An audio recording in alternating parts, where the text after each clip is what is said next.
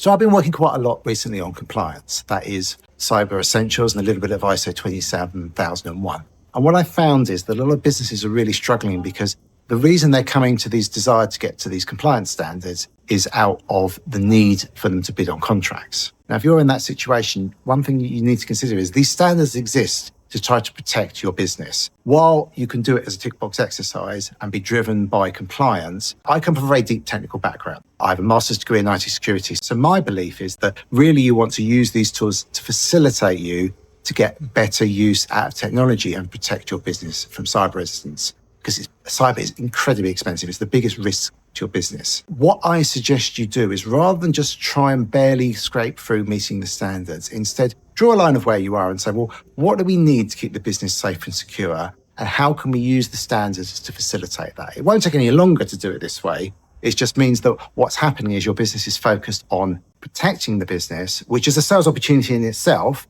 Because if, like with the Marks and Spencers and Co-op hacks recently, you can say, well, we've got these processes in place, so that thing hopefully shouldn't happen to us. And if it does, we've got a process for dealing with it.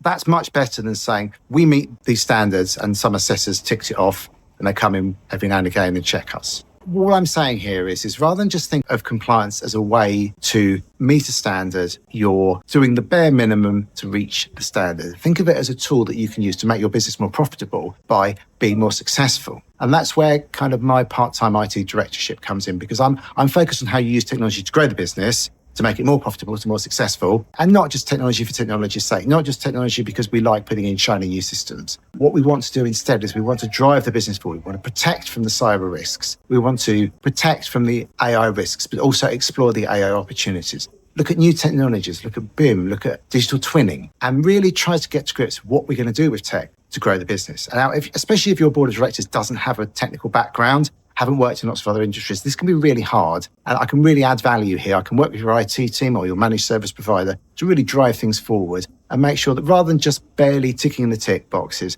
what we're doing is we're using them to keep the business safe, drive the business forward and make it more profitable. If that sounds helpful, book a call with me. We'll have a chat. I'll try and maybe work with you on something simple. We can see how we work together and let's take it from there. Get in touch and I'll speak to you soon. Thanks for watching.